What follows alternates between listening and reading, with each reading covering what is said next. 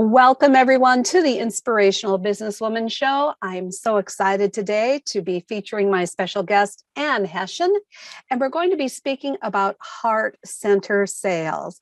Now, we'll be getting started in just a moment, but first I want to say thank you for being here because I know that your time is valuable, and I think you're going to find that this interview will be very valuable to you as well, particularly if you're someone who really resonates with the whole concept of heart-centered sales. So before we get started, I'm going to do the preview trailer. And while I do that, it would be so helpful. We'd so appreciate it if you would help spread the word and let other people know about this interview, especially those who are looking to get some support around heart-centered sales. So we'll get the interview started right after the preview.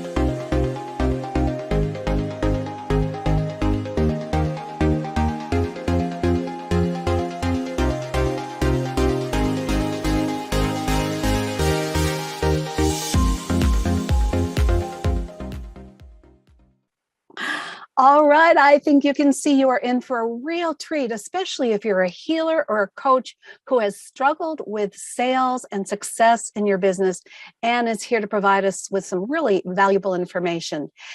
Now, the show is sponsored by hangout-marketing.com, where you can receive a complimentary live stream marketing assessment.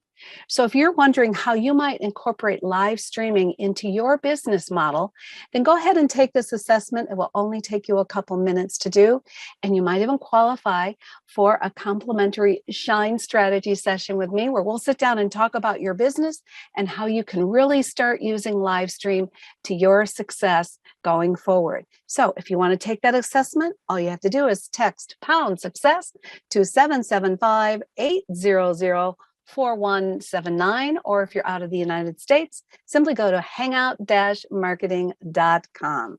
Now, let's bring you in to meet Ann herself, and we're going to be talking, as we said, about heart-centered sales. Now, why should Ann be the one talking about this? Well, she's an expert in sales. Not only that, she is a healer and a coach in her own right, and she's the founder of Soulpreneur Success Code, and she's a heart-centered sales expert, as I said. And here's the topics we're going to be covering, all of which are powerful. The first is why heart-based healers and coaches struggle so often to create success. And secondly, we're going to be talking about the biggest mistakes that people make when they're asked about what do they do. And finally, some hidden beliefs you might be carrying that interfere with your success. So Ann, come on in and say hi to our audience, won't you? Absolutely. Hey, everybody. So happy. I always love spending time with you, Jenny. I know. We have a great time together. Ann and I've known each other for quite a few years now, and it really has been a delight to learn about her passion, which comes from a basis of healing, many years of doing healing work with clients, but also many years of sales practice, sales experience. And this is such a different kind of background than most healers have. And that's why you're such an asset. So tell us, how did you manage to get so good at both of these? Yeah, it's a great question. It's I joke sometimes I'm kind of a unicorn, right? So I'm an energy healer. I'm a medical intuitive. I've got all the woo-woo going on, like all the woo-woo you could want, got it all going on. But then I am a sales expert. I'm a very good, very expert salesperson. I literally millions in sales to my name from, one-to-one sales conversations. And those don't go together very often. And, but that's really like that's my special sauce, right? That's the thing that I bring to the table that I think is really missing. And I'm very much here for the healers and other heart-centered soulpreneurs, heart-centered entrepreneurs who get stuck. And interestingly, a lot of them get stuck, even if they actually are pretty good at sales, selling other people's stuff. It's a whole different ballgame when you are going out there on your own and selling your own stuff. Some of you guys may, be able to relate to that. But the reality is, if you don't have sales, you don't have a business. Right? I mean, it's just, that's it in a nutshell, isn't it? So you can have the greatest passion in the world, and you can have the greatest skill set around being a healer and around being a coach. But if you can't get the word out and then reveal it, share it in a way that gets people inspired to say, I want to invest with you, you've only got half the formula, don't you? You don't have a business without sales. Yeah, you don't. It's really, and the fundamental relationship I find of most, and we're going to get into a lot of the what's underlying this, right? But I would say the fundamental relationship of most healers and heart-centered entrepreneurs, their fundamental relationship to sales is avoidance. Yes. Can we just pretend that that's they'll typically work on anything about their business except that. Yeah. And, so I'm curious. Yeah, go ahead.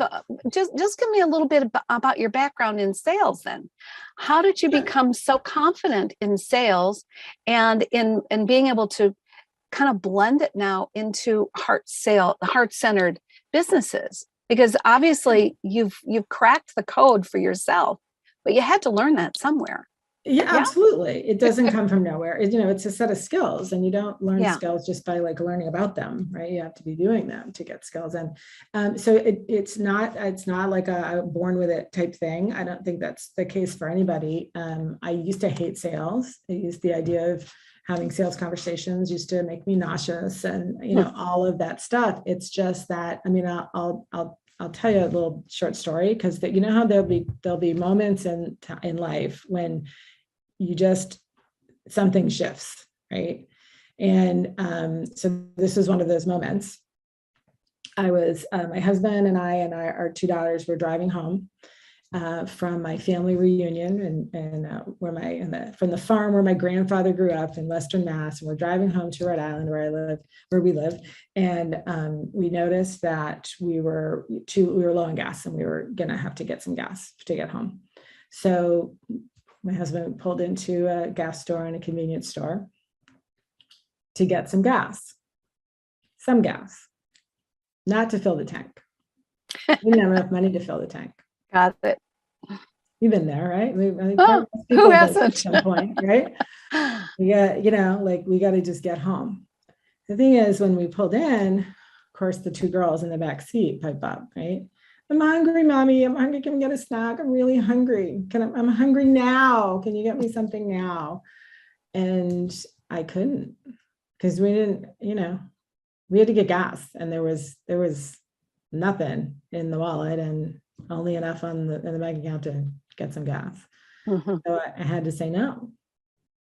But, we're going to have to wait till we get home. And there was food at home, and my kids got fed that night. But what do you think I was thinking the rest of that drive home? I just had to choose between buying gas and feeding my kids. What I was trying to do at the time was to create a coaching business.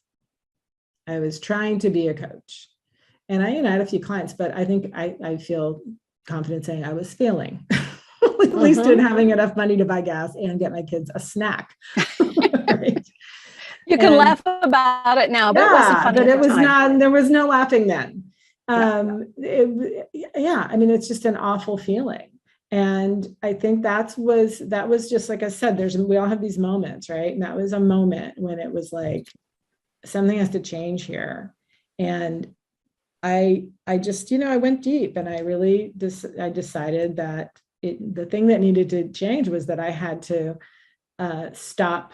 I had to take on all my like limiting beliefs and everything I thought I knew about what sales was. Like it wasn't going to do me or anyone any good ever to be a good coach. And I was a good coach, but it wasn't really helping for me. But like none of that would matter if I couldn't sell it. Right. Just bottom line. And so I went and got a sales job. Oh, I went and got you purposely went and got a job in sales. A 100% commission only sales job. Wow. Okay. Now, how many of you would have done that? I'd love to hear from all of you, because that is not the norm. But she had a significant experience in her life that placed her in that position to say, I've got to solve this challenge. Yeah. So she went and got a job in what she feared the most. Yeah. Wow. 100% commission sales job. And I did that sales training, like my life depended on it. And I over time, I got good at it. And I realized there were a lot of things I liked about it, like helping people solve problems. That's a huge part of sales. And I love helping people. I mean, if you're listening, you like helping people solve their problems? Well, guess what? That's a big part of sales, Yeah. And really listening and asking great questions and really connecting, all of that is part of sales. And I got other training. I went and did other training, and then I went and got another sales job that was like way higher pressure. Like, I mean, I talk a lot about in the way that I teach sales, heart-centered sales, that where it's coming from is what I would call more like sort of authentic female energy. Mm-hmm. If any of you ever done it, most sales trainings out there in the world are not exactly that. They are what I sort of tongue in cheek call very high testosterone, right? Most sales training out there in the world is very, very male energy. Not knocking male energy. It's a great thing. It's just when you can distinguish that and what works for you and what doesn't work for you, right? But if you look at the language of most sales, it's like overcome objections. Overcome them? how about just address them? Yeah. Right? You can hear it, right?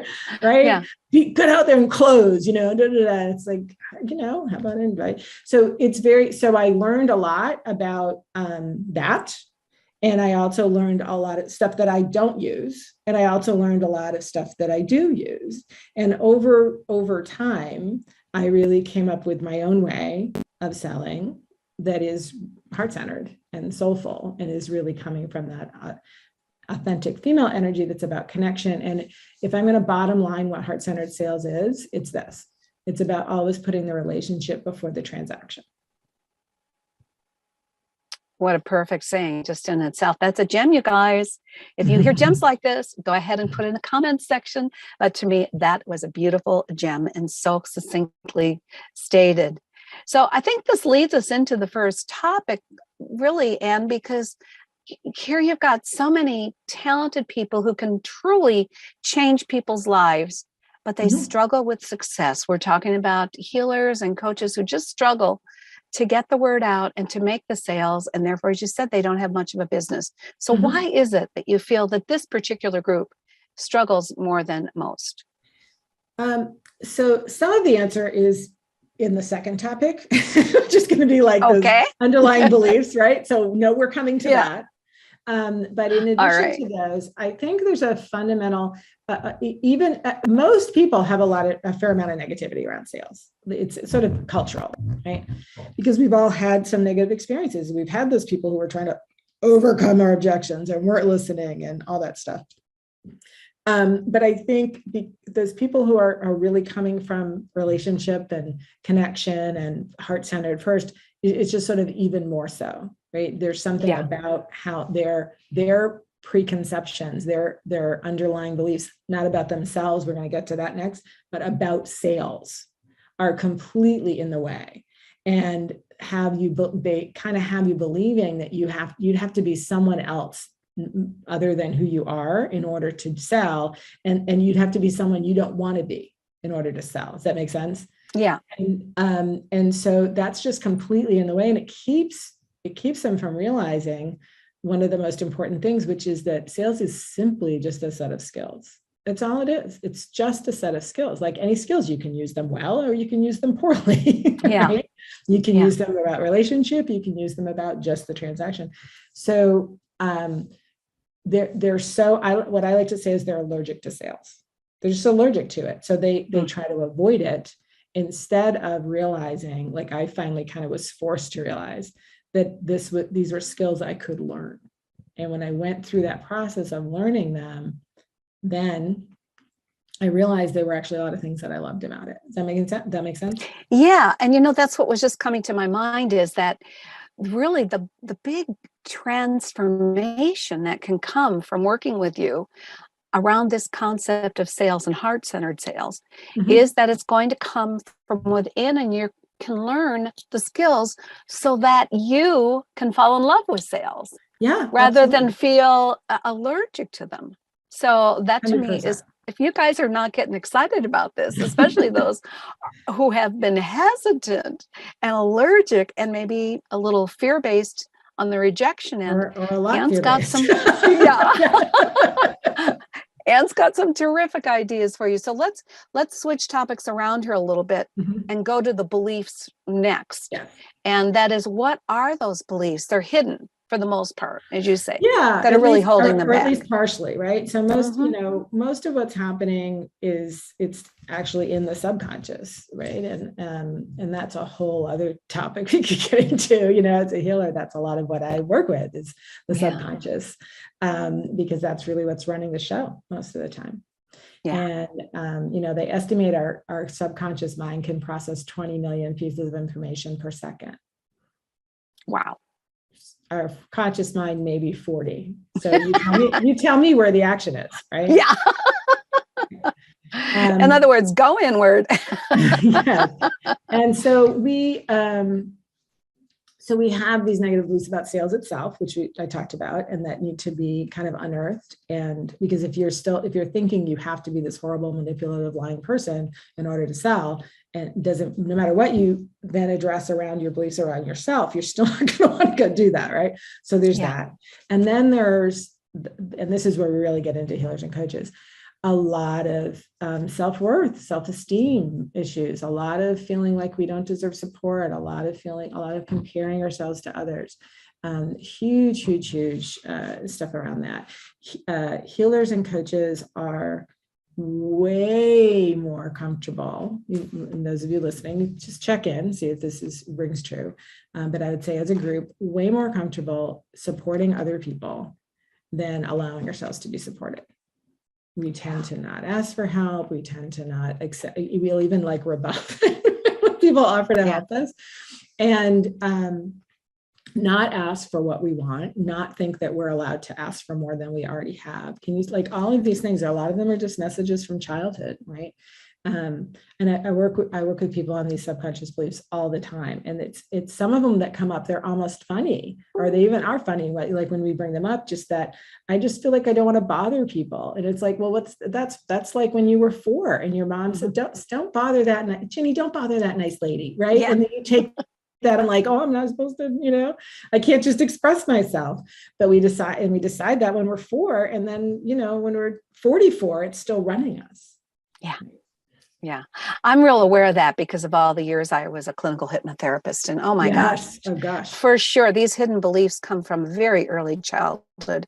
And we establish identities and perceptions about ourselves at a very young age that, if they don't get addressed, can really stay with us for a lifetime. So that's really what you're talking about. And I find it's interesting that it seems to be a little bit of a subset with healers, that this may be even more of a struggle for them.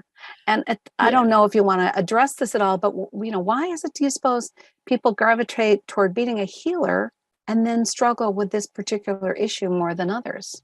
Yeah, healers do have, there's some particular ones around feeling like that healers, they see a need and they feel like they have to fill it. Like if they need help, then I must help them, which is really not, it's really not great, because you really should have a choice, right? Yeah. And it's one of the reasons why healers have trouble charging. They have trouble, they'll be like, well, I tell, I talk to healers who are, oh yeah, I do like, I don't know, 10, 13, 14 sessions a week. I get paid for one or two, right? Like they're struggling. Right. Yeah. So their own value of their worth really has to be addressed, doesn't it? Absolutely. Yeah. And sometimes they even feel like, because they feel like if it's a gift, that maybe it's wrong to charge for it, which I don't agree with. Some people have that. I mean, by that argument, an artist shouldn't be able to charge for their work, or an author. Right? So it's just because it's a gift, it doesn't mean that your effort, your time spent learning and mastering it are not worthy of you being recompensed, right? Yeah. But there's also another one for healers in particular, that is some very, very deep fear about being known and visible for what you do.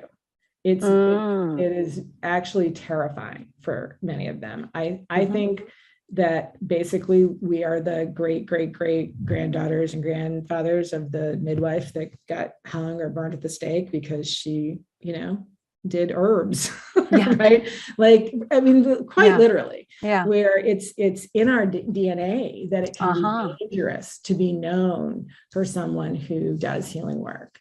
And that may sound super woo-woo to some of you, but you healers, you know what I'm talking about. Yeah. Yeah. Yeah, I think that's really pertinent, that it's actually in our DNA, that it's something that is just a part of who you are. Yes, but it still can be clear, like that trauma, that inherited trauma and stuff can still be addressed and cleared, which is a big part of what I do when I'm working with people. So I am teaching them how sales works and how it works in the subconscious, and how to know where people are in their decision process and meet them there. We deal with all of that, but we also work with and clear away, because again, I'm an energy healer, those limiting beliefs and that trauma. So it doesn't have to be a sentence, but it does need to be identified so that we can address it. Yeah, and I think addressing it has got to be sort of foundational, because the skills that you're teaching for the sales part of it, really are going to be implemented so much faster and become so much more a part naturally of what they do if you address those foundational issues first, right? Absolutely. I love this. I love this. And I hope all of you are really taking some notes about this. And if you have struggled with sales, that you really can start to identify, so what is it that might be holding me back? Because Ann has something coming up in a little bit. She's going to share a gift with you that I think is going to maybe help uncover some of that for you. So that's just a little lead in, Ann. But let's talk about first the topic we were going to go to second, but now I've put it in third. And that is, what are the biggest mistakes people make when they're asked about what they do? What do you do? Sure. Yeah, I love talking about this. So how many of you can relate to this? Someone asks about what you do, like they express some interest. They're like, oh, that's interesting. Tell me more about that. And you do you like fire hose them with information. You start and then you don't know how. You're like, why am I still talking? Like I can't stop, right? You're like, I'm sure you've experienced that. We've all been on both sides of it. You're at a networking thing and you ask someone some innocuous question, and then you're like, oh my God, that was so it's super, super common. I actually call it the tell me more trap. They tell me more, and we fall right into it. And their eyes start to glaze over, and they're like, yeah, right. So there are a number of steps to really handle that very well, but the first one is the most important. Okay. So this is a writer downer. Okay. Get your pens out. The reality is, when someone asks you to tell them more, I mean, it could be phrased, tell me more about that, or how does that work? Or how'd you get into that? Whatever it is, it's some invitation to tell them more, right? What we tend to do is we start to tell them more. And that's like the worst thing to do, right? And the reason Pause right there. Pause. Did you hear that? To tell them more is the worst thing you can do. To just dive into Put that note down. No, because you don't know why they're asking. You don't know why they want to know more. Yeah. You really don't know. And we love it. So healers and coaches, we do what we do because we love it. We love it. We're passionate about it. We can talk about it for hours. We can totally just geek out on it and how like all this, right? Can't we? We could just go on, we could go on because we love it, but not necessarily does everybody else really want to hear all that. So the odds of you, if you just start spewing, the odds of you telling something that actually specifically interests them or would be useful for them or would help them like understand that, or the odds of all the things, since you could talk about it for hours, be honest, what are the odds out of that hour's worth of stuff, monologue you could give, that you're going to give them, you're going to pick the part that they actually want to hear? It's pretty unlikely, right? Got it. Unless you stop and ask first. So you want to say, this is the writer downer part. They say, oh, tell me more about that. You say, I'd love to, but first let me ask what interests you about that. Oh, how simple. I'd love to, but first let me ask you. Say that again. What got your attention or what interests you about that? Okay, what do you find interesting about that? Yeah, okay. Version of that. And then you zip it and you listen. And that's when you find that, when you might find out they have no interest in working with you whatsoever, but they have a cousin who's thinking of going to an energy healing program, and they were just kind of curious. So aren't you glad that, that's not because they're interested, it's just because they, have this cousin? Because isn't that going to be a very different conversation? Right. Right. Absolutely. Or you might find out that they've done time. I'll use healing as energy healing as a thing, that they're really into it and they've done lots and lots of it and they have a lot of experience with it. Well, isn't that going to be a really different conversation? Right? You don't know. So there's more beyond that. But if that's the only thing you change, if you just you just don't start spewing and you say, I'd love to tell you more, but first let me just ask what do you find interesting about it? And really listen, it's going to be a whole different conversation. Now, you're also suggesting that first statement about tell me what you do, if someone should ask you, should be short and succinct. And then you go for the pause, right? Because you don't want to do that, fire hose type of response. So I'm assuming that you teach about that too, as to how just really to express what you do very succinctly. Yeah, absolutely. Just something that's focused on what another mistake most people make is they talk about actually what they do. In other words, their process. Well, we do this and then we do this and we do this, and people do not care. Right. So it's more about who do you help? What benefit do they get from working with you? Right. Or, and then what that difference that makes for them. Right. So, like I help moms dealing with anxiety to be able to like ground and center themselves in a moment so that they can actually feel in control of their lives. Yeah. Right? Such a simple sentence that gives the results, but talks about who the audience is that they've worked with. Nothing about the process because they don't. Nothing about the process. Yeah. Nobody does care about the process. They really want to get their pain or their challenge solved.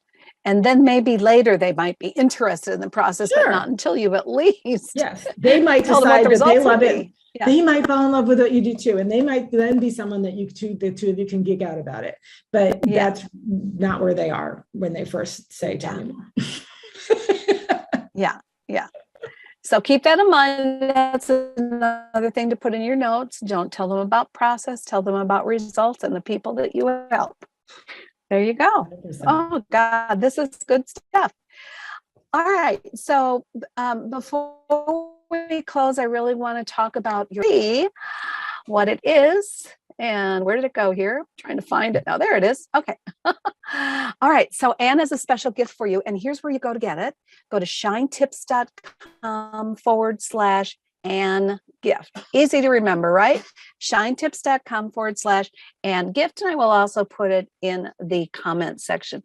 And go ahead and tell us what this gift is all about, because I know it's a very special new thing that you've created for people who are healers and coaches. So go ahead. Absolutely. Absolutely. So what this is, it's actually a quiz that you can take that will help you locate yourself so you understand like where your strengths are, where there's room for, for improvement. And because a lot of people feel like you maybe feel just from what I said, well, like, I would love that. I would love to feel about sales maybe the way that I feel about it. Because I went from it made me throw up. And I literally, by the way, that second sales job that I did, I took the hard pressure. I remember literally throwing up as part of the hiring process. Okay. Wow. Okay. It was intense, but I learned some good things. So, to move from that to how sales conversations are for me now. So first of all, I don't sweat them like at all. Right. I look forward to them. It's like, ooh, I get to talk with this person about what they want out of their life and how I can help them. And, sales conversations for me are as like juicy and wonderful and connected as a coaching or healing conversation. So that's what's possible. Right. So just let that sink in for a second. Mm-hmm. So how do you move from here to there? Well, you don't have to do it the way I did it. Like going and getting 2 commission-only sales jobs and, reading a ton of everything. Instead, I've sort of taken, all those things that I've learned over the years and summarized a lot of it into this heart selling quiz that you can take to learn about where you are around sales, where the strengths are and where are some areas for improvement, so that it really will give you some guidance on like, well, what you can do now to start to shift things. So yeah, I think you'll love it, and it will give you some information about yourself that will be eye-opening and very useful. That sounds wonderful, and I'm sure that this is not going to be taking them very much time or energy to do. It's just kind of a starting point. Yeah, mm-hmm. Just to assess, where they're at in the sales process or learning these skills that you need so that you can do what Ann just said, is to start to look forward to having these conversations with people. Because if you don't have those conversations, you're not able to help the people who really could use your help. So you really have to sort of say to yourself, I must do this for me because then I'll help more people. And that's a win-win. Absolutely. Sales is actually the most important skill that you need for you to be able to make the difference that you're here to make in the world. It truly is. And I know that may sound like, what are you talking about? But here's the thing is, if you can't, you have amazing gifts, right? If you can't sell what you do so that you can be paid for doing it, so that you can, have a living, then you can't do very much of it, because you have to spend most of your time doing something else for a living. Yeah. Right. Whereas if you can sell it effectively, then you could have it be, all you do and help a lot more people. So literally, sales is the essential piece that is holding you back from making the difference you're here to make in the world. The essential piece, you guys. Okay, so go ahead and take that assessment again, or she calls it a quiz, and go ahead and take that. And again, if you want to go there, it's very simple. Just go to shinetips.com/Ann Gift, and you'll be able to really start on a path that maybe you've been resisting and felt allergic to for way too long. So, Ann, before we go, you've given us some final thoughts, but I'm thinking you might have just one more gem that you want to leave with people before we sign off. Absolutely. Remember I said earlier that because of all these underlying hidden beliefs and something, we a lot of times people end up believing, like a subconscious belief, that they have to be someone else in order to be effective doing sales. And by the way, someone you don't want to be, right? Yeah. So you're just stuck, right? It's like this no win. And what I want you to know is that the single most important thing in sales and in life is to just be yourself. Like there is nothing else that the situation needs but you.